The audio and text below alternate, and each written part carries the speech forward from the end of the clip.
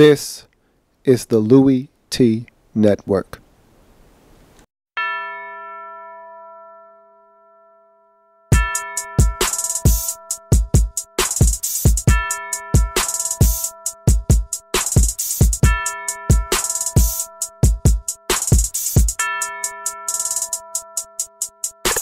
See, first come the preseason, and I don't take a day off. And then my team was 6-10, and we ain't smell a playoffs. Yeah, I seen the Super Bowl, but I heard they just play balls. A lot of teams had injuries. Sam Bradford had to take off. Go hard in the offseason, but you don't know the half. Before you know, we gon' look up, and we ready for the draft. They dressed up in that suit top, and I don't know how to act. They waiting, so patient, so they can put on that hat. Who else could it be? Yeah, but your man Luke. Okay, so when she asks you where you at, you tell her you in the lab room. Who else could it be? Who? But your man Luke. Okay, so when she asks where you was at, you can tell her you was in the lab room. Yeah.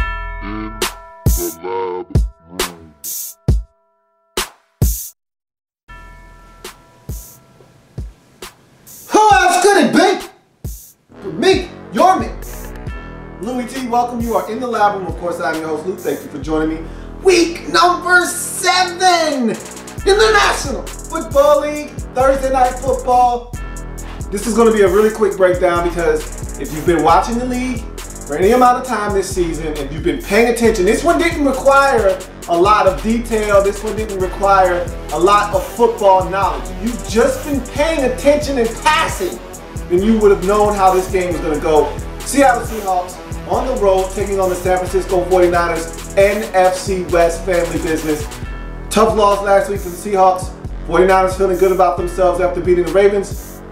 A lot of people might have fell into the trap. Oh, 49ers just won. They almost beat the Giants. They're playing good football. Seahawks are struggling. They lost to Cincinnati. They lost to Carolina. If you've been watching football, then you knew how this one was going to go. This is really simple. Colin Kaepernick looked good the last 2 weeks because he played against 2 teams with no pass rush. Giants can't get after the quarterback. Ravens can't get after the quarterback. So he looked comfortable back there. He made decisions. He had time to make decisions, and he carved those teams up. Fast forward to the Seattle Seahawks. They've been struggling because they played against 2 really good teams. Cincinnati Bengals, really good team in Cincinnati. Tough place to go. They had a lead. They should have won, but they didn't. Carolina Panthers, they're undefeated as well. They came into their house. They had those guys on the ropes. They let them off the hook. They won. That's a really good team. So don't fall into the trap, people. This was an easy one to decipher.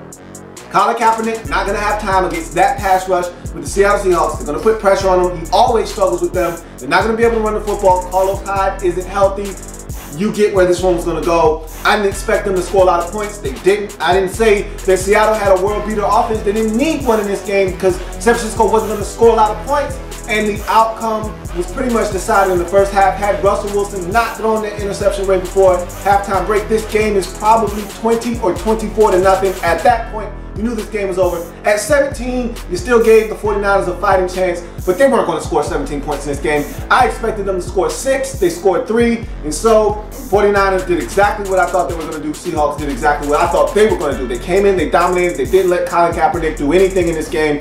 I mean, Colin Kaepernick still has a long way to go. That delayed game penalty right before the halftime break, they were at the 36-yard line, and he starts deciding he wants to make audibles and line adjustments with 4 seconds left on the play clock and gets up. I mean, this guy's still calling out audibles and the delayed game clock runs. I'm like, you gotta be kidding me, man.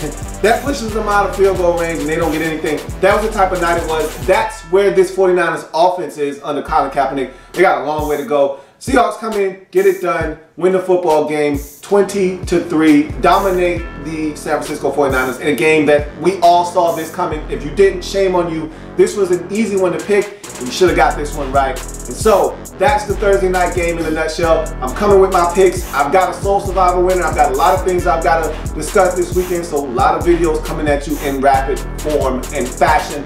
I'll see you in a little bit. If it happens in the National Football League, whether big or small, we cover it all here in the lab. We'll come back and join me as I continue to break down anything and everything in the National Football League. Seahawks now 3-4 in the season. 49ers dropped to 2-5. That's the way it's going to be for the 49ers a lot this season. There's plenty more where that came from. While you're here, subscribe to the channel. If you want more Louie Tee, Be sure to follow me on Twitter at In the Lab Room, or you can like the Facebook page at In the Lab Room. That's In the Lab Room on Facebook and at In the Lab Room on Twitter. Don't forget, subscribe to the channel if you haven't already done so.